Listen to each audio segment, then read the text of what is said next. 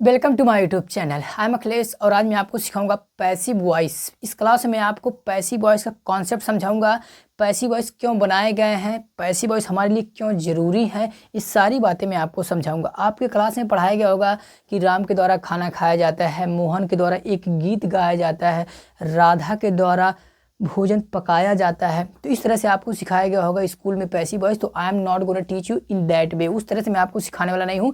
यह क्लास थोड़ा दूसरे लेवल का होने वाला है, थोड़ा हटके होने वाला है, क्योंकि इस क्लास में आज आप जानेंगे कि पैसिव वॉइस एक्चुअल में बनाया क्यों गया है, पैसिव वॉइस क्यों ज़रूरी है। ठीक है, सारी बातें मैं आपको एक्सप्लेन करता हूँ। उसके पहले आपको एक सवाल का मेरे जवाब देना होगा।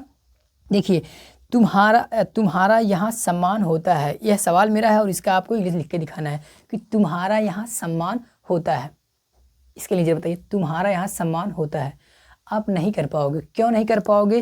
क्योंकि आपको अभी तक यह स्ट्रक्चर बताया गया हो कि सब्जेक्ट लगा लो, वर्ब लगा लो और ऑब्जेक्ट लगा लो। यह स्ट्रक्चर आपको सिखाया गया होगा, सब्जेक्ट वर्ब ऑब्जेक्ट। तो इस स्ट्रक्चर के अनुसार इस सेंटेंस का ट्रांसलेशन नहीं हो सकता है। तो इसीलिए तो मैं आज आपको सिखाऊंगा कि पैसिव वॉइस का प्रयोग करके हम क्या क्या कर सकते हैं, किन किन वाक्यों को लिख सकते हैं और कैसे अपना जो स्पीकिंग इसको हम लोग डेवलप कर सकते हैं पैसिव वॉइस का यूज करके। ठीक है, मैं आज आपको सिखाता हूँ। ठीक है, तो जो भी पुराने बातें आपके दिमाग में बैठी है पैसिव वॉइस को लेके, उसको भूल जाइए कि सब्जेक्ट को ऑब्जेक्ट बनाते हैं। दुनिया भर की बातें अभी दिमाग से खाली करिए, दिमाग को खुला रखिए, मेरी बात को दिमाग में प्रवेश करने दीजिए। ठीक है, इस क्लास में मैं सिर्फ और सिर्फ आपको पैसिव वॉइस का कॉन्सेप्ट समझाऊंगा। अगले क्लास में मैं आपको बताऊंगा कि एक्टिव वॉइस से पैसिव वॉइस में कैसे बदलते हैं। ठीक है, अभी फिलहाल मैं आपको पैसिव वॉइस का सिर्फ यूज बताना चाह रहा हूँ कि पैसिव वॉइस का यूज किस तरह से हमें करना चाहिए, क्योंकि जनरली बच्चे क्या होता है इसका सिर्फ और सिर्फ प्रयोग बोर्ड के एग्जाम के लिए करते हैं, इसीलिए पूरे लाइफ टाइम में वो कभी स्पीकिंग नहीं सीख पाते हैं। ठीक है, यही रीज़न होता है कि वो इसको गलत तरीके से पढ़ते हैं, सही तरीके से पढ़ नहीं पाते। तो आपको सही तरीका मैं आपको सिखाने वाला हूँ कि कैसे इसको आपको पढ़ना है। ठीक है, देखिए पहला आपको बात समझना। देखिए, पैसिव वॉइस का प्रयोग कब करते हैं बेटा? ऑब्जेक्ट इंपॉर्टेंट हो। जब पहली बात क्या है, जब ऑब्जेक्ट इंपॉर्टेंट हो, सब्जेक्ट जरूरी ना हो, ऑब्जेक्ट इंपॉर्टेंट हो। मैंने कहा 100 रुपया चोरी हो गया है, तो इंपॉर्टेंट तो बाद में, पैसा कौन चुराया, पहले तो ये बात है कि भैया 100 रुपया चोरी हो गया मेरा, 20 लोग मारे गए हैं, 20 लोग मारे गए हैं। तो इसमें क्या है, ऑब्जेक्ट इंपॉर्टेंट है कि भैया 20 लोग मारे गए हैं। तो जब ऑब्जेक्ट इंपॉर्टेंट हो तो पैसिव वॉइस का प्रयोग होगा। ये पहला बात हो गया। दूसरी, सब्जेक्ट मिसिंग हो। जब वाक्य में सब्जेक्ट ही ना हो, ऐसा वाक्य जिसमें सब्जेक्ट ना हो, तो ऐसा ट्रांसलेशन कैसे करोगे? जैसे यहाँ देखो वाक्य लिखा है, तुम्हारा यहाँ सम्मान होता है। तुम्हारा यहाँ सम्मान होता है, लेकिन सम्मान करता कौन है? ये तो लिखा ही नहीं है, तो फिर इसका इंग्लिश कैसे बनाओगे? बैठ के रोगे, सब्जेक्ट नहीं है, क्या करें? नो, रोने की जरूरत नहीं है भाई साहब, सुनो मेरी बात। इसीलिए तो पैसिव वॉइस बनाया गया है कि सब्जेक्ट मिसिंग हो, सब्जेक्ट ना हो, तो भी हम पैसिव वॉइस का प्रयोग करके उसका ट्रांसलेशन कर सकते हैं। हमें जो ये स्ट्रक्चर बताया गया सब्जेक्ट वर्ब ऑब्जेक्ट, यहाँ इस स्ट्रक्चर का कोई काम नहीं होता। यहाँ आपको दूसरा स्ट्रक्चर सीखना होगा, मैं अभी आपको सिखाता हूँ। तीसरी पॉइंट आप नोट करेंगे, सब्जेक्ट अंडरस्टूड हो। सब्जेक्ट जब आपको पता हो कि हाँ काम जिसने काम किया है सबको पता हो, तो सब्जेक्ट को हम नहीं बताते हैं, सिर्फ काम बता देते। जैसे मैंने कहा वह चोर पकड़ा गया है, वह चोर पकड़ा गया है। अब चोर को पकड़ने का काम कौन करता है? पुलिस करता है, तो पुलिस पकड़ा होगा। ठीक है, तो ये थोड़ी कहेंगे पुलिस ने चोर को पकड़ लिया है, हमें बस इतना कह दिया कि चोर पकड़ा गया है, बस हो गया। तो चोर पकड़ा गया है, तो काम करने वाले को सबको पता था ना। जैसे मैंने कहा राम आज मार खाया है, राम आज स्कूल में मार खाया है, तो स्कूल में कौन मार सकता है? मारने का अधिकार किसको होता है? सिर्फ टीचर को होता है। अब तुम मत कहना कि हाँ मैं भी पीट सकता, तोड़ देंगे हाथ। स्टूडेंट का अधिकार नहीं होता है किसी दूसरे बच्चे को पीटने का, सिर्फ टीचर का अधिकार होता है। तो सबको पता था कि राम को किसी ने पीटा होगा, टीचर नहीं पीटे होंगे। ठीक है, तो जब सब्जेक्ट पता हो कि कौन है और सब्जेक्ट वहाँ ना बताया गया हो, तो भी पैसिव वॉइस का प्रयोग करके ट्रांसलेशन किया जा सकता है। ओवरऑल एक शब्द में कह सकता हूँ बेटा कि जिस वाक्य के अंदर सब्जेक्ट लिखा ही ना हो, जिस वाक्य के अंदर सब्जेक्ट लिखा ही ना हो, तो उसका ट्रांसलेशन कैसे करेंगे? पैसिव वॉइस का प्रयोग करके ट्रांसलेशन करेंगे। बात समझ गए? जिस वाक्य में सब्जेक्ट ही ना हो उसका ट्रांसलेशन भी हो सकता है पैसिव वॉइस का प्रयोग करके। अब आप खुश हो जाओ कि सर ऐसा वाक्य का प्रयोग करते हैं। जैसे मैंने कहा खाना बन रहा है, खाना बन रहा है, कैसे इंग्लिश होगा? खाना जो बना रहा है उसका इंग्लिश तो नहीं लिखा, लेकिन बन क्या रहा है? खाना, मतलब भोजन पक रहा है। तो ऑब्जेक्ट बस लिखा है लेकिन सब्जेक्ट नहीं है। ठीक है, तो पैसिव वॉइस का प्रयोग ही वहाँ होता है बेटा कि उस वाक्य में जिसमें सब्जेक्ट नहीं होता है, सब्जेक्ट लिखा ही ना हो, उसी का ट्रांसलेशन करने के लिए हम पैसिव वॉइस बनाते हैं। ठीक है, चलिए तो 3 बात नोट कर लीजिए कि पैसिव वॉइस क्यों बनाया गया है। पहली बात, ऑब्जेक्ट इंपॉर्टेंट, जब ऑब्जेक्ट इंपॉर्टेंट होता है तो वहाँ पैसिव वॉइस का प्रयोग करते हैं, क्योंकि पैसिव वॉइस में हम सब्जेक्ट को महत्व नहीं देते हैं, ऑब्जेक्ट को इंपॉर्टेंस देते हैं, ऑब्जेक्ट को महत्व देते हैं। तो पहली बात नोट कर लीजिए। दूसरा, सब्जेक्ट मिसिंग हो, जब सब्जेक्ट ही गायब हो, वाक्य में सब्जेक्ट ही ना हो, उसका भी ट्रांसलेशन किया जा सकता है पैसिव वॉइस का प्रयोग करके। तीसरा, सब्जेक्ट अंडरस्टूड हो, सब्जेक्ट जब पता हो कि कौन काम किया है तो फिर वहाँ पर भी हम पैसिव वॉइस का प्रयोग करते हैं। अब ये हो गई थोड़ी थोड़ी ऊपर वाली बात हो गई। अब मैं आपको एग्जाम्पल समझाऊंगा तो आप अच्छे से बातें समझ पाएंगे, ठीक है। तो इन तीनों को मैं मिटा रहा हूँ। अब थोड़ा मैं आपको एग्जाम्पल दिखाता हूँ, एग्जाम्पल से आप बात अच्छे से समझ पाएंगे। तो यह पुराना स्ट्रक्चर मैं आपको मिटाता हूँ, ठीक है। अब देखिए पैसिव वॉइस के स्ट्रक्चर आपको कैसे ट्रांसलेट करना होगा। देखिए, जो ऑब्जेक्ट होता है उसको हम सब्जेक्ट के रूप में लिखते हैं, ऑब्जेक्ट को सब्जेक्ट के रूप में लिखते हैं। ध्यान समझिएगा, सब्जेक्ट के रूप में लिखते हैं, रूप में। ऑब्जेक्ट को सब्जेक्ट के रूप में लिखते हैं, सब्जेक्ट नहीं बन जाता है, सब्जेक्ट के रूप में लिखते हैं। क्योंकि सब्जेक्ट का मतलब क्या होता है रियल में, सब्जेक्ट का मतलब होता है जो काम करता है, वाक्य में जो काम करता है वह सब्जेक्ट होता है। और ऑब्जेक्ट का मतलब क्या होता है कि जो काम को रिसीव करता है, काम का प्रभाव जिस पे पड़ता है। जैसे मैंने एक सेंटेंस कहा कि राम फुटबॉल खेलता है, राम फुटबॉल खेलता है, तो खेलने का काम कौन करता है, कहोगे राम, तो राम हो गया सब्जेक्ट। लेकिन खेलता क्या है, क्या खेलता है, तो फुटबॉल। खेलने का प्रभाव किस पे पड़ेगा, फुटबॉल पे ना लात मारोगे तो फुटबॉल जाएगा छटक के, तो खेलने का प्रभाव फुटबॉल पे पड़ रहा है ना, तो फुटबॉल यहाँ पे ऑब्जेक्ट है, ठीक है। तो ऑब्जेक्ट को ही यहाँ ऑब्जेक्ट को सब्जेक्ट के रूप में लिखा जाता है, ठीक है। बात समझो, ऑब्जेक्ट को सब्जेक्ट के रूप में लिखा जाता है। अब इस सब्जेक्ट के अनुसार कोई भी एक हेल्पिंग वर्ब आएगा, इस सब्जेक्ट के अनुसार कोई भी एक हेल्पिंग वर्ब आएगा, उसके बाद ध्यान से सुनिएगा, जब भी मेन वर्ब लिखा जाएगा थर्ड फॉर्म लिखा जाएगा। बस यहाँ तक बात हम लोग समझेंगे आज। ऑब्जेक्ट को सब्जेक्ट के रूप में लिखना है, उसके अनुसार एक हेल्पिंग वर्ब लगाना है, फिर मेन वर्ब का थर्ड फॉर्म हमें लिख देना है। इस प्रकार से हम पैसिव वॉइस का प्रयोग कर सकते हैं अपना स्पीकिंग में, ठीक है।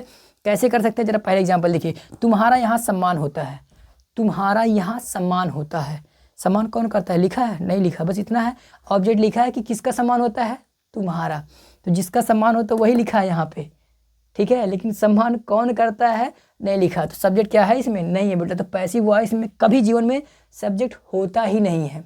जब ऐसे हिंदी में रहेगा कि खाना बनाया जा रहा है, स्कूल बनाए जा रहे हैं, रोड बनाया जा रहा है, मेरा पैसा चोरी हो गया है, किसी ने वह आज मार खाया है, तो इन सभी वाक्यों में क्या होता है, सब्जेक्ट गायब होता है। तो उसका ट्रांसलेशन करने के लिए हम इस स्ट्रक्चर का प्रयोग करेंगे, पैसिव वॉइस का प्रयोग वहाँ पे करेंगे। देखिए, तुम्हारा यहाँ सम्मान होता है, तुम्हारा यहाँ सम्मान होता है। चलिए इसके लिए बनाते हैं, तुम्हारा यहाँ सम्मान होता है, तो you are respected, you are respected here. हाँ, रिस्पेक्टेड का स्पेलिंग क्या होता है, respected, respected here, you are respected here, you are respected here. Object आया, नहीं आया, लेकिन ध्यान से तुम देखो, तुम्हें लग रहा है ये सब्जेक्ट नहीं, ये सब्जेक्ट नहीं, ये सब्जेक्ट के रूप में बस लिखा है, लेकिन वो सब्जेक्ट नहीं है। क्योंकि सब्जेक्ट का रियल मतलब क्या होता है कि जो शब्द काम करता है, तो ये काम थोड़ी कर रहा है, काम का प्रभाव इसी पे पड़ रहा है। सम्मान किसका हो रहा है, सम्मान किसका होता है, यहाँ जो सब्जेक्ट की जगह बैठा है उसी का हो रहा है। तो क्या सब्जेक्ट नहीं, इस सब्जेक्ट के रूप में बस लिखा है बेटा, सब्जेक्ट के रूप में लिखा है, सब्जेक्ट लेकिन है नहीं है, ठीक है। दूसरा सेंटेंस देखिए, मेरा इंतजार हो रहा है, मेरा इंतजार हो रहा है।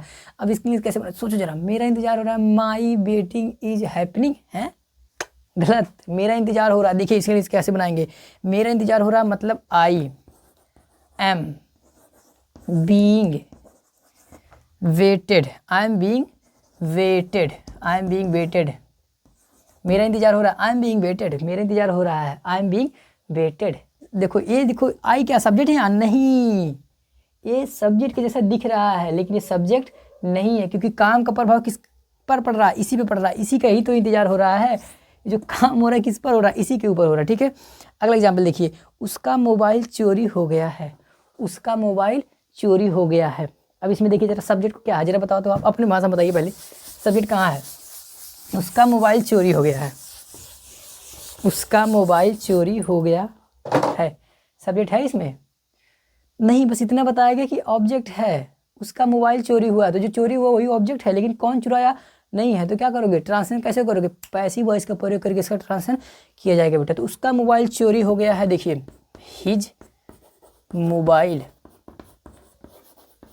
Has been stolen, his mobile has been stolen, उसका मोबाइल चोरी हो गया है। चलिए अगला एग्जाम्पल देखो, तुम हमेशा कक्षा में मार खाते थे, तुम हमेशा कक्षा में मार खाते थे। याद करो पुरानी बातें, जब स्कूल जाते थे साथ में तुम हमेशा पिटाई करते थे, मैं हमेशा बच जाता था।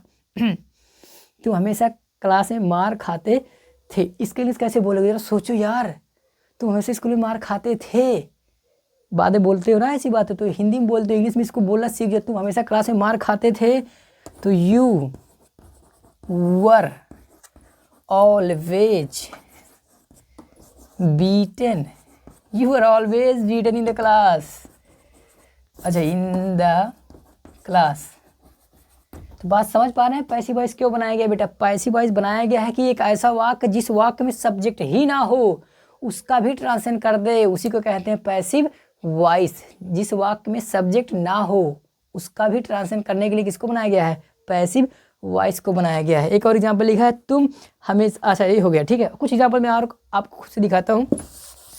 देखिए, जैसे मैंने कहा भोजन पक रहा है, भोजन पक रहा है, भूख लगी यार, बहुत ज़्यादा खाने को मिल जाए, वेट करो, खाना पक रहा है। अब देखो, खाना पक रहा है, इस वाक्य में मैंने कहा सिर्फ खाना पक रहा है, सिर्फ ऑब्जेक्ट को मैंने बोला, लेकिन कौन पका रहे तो बताया नहीं मैंने। तो कैसे इंग्लिश बनाओगे? तो इसका भी इंग्लिश बनाया जा सकता है बेटा पैसिव वॉइस का प्रयोग करके। खाना पक रहा है, the food is being cooked, food is being cooked, food is being cooked, खाना पकाया जा रहा है। जैसे मैंने कहा वह आज मार खाया है। भैया तभी तो रोता हुआ आ रहा था, वह आज मार खाया है।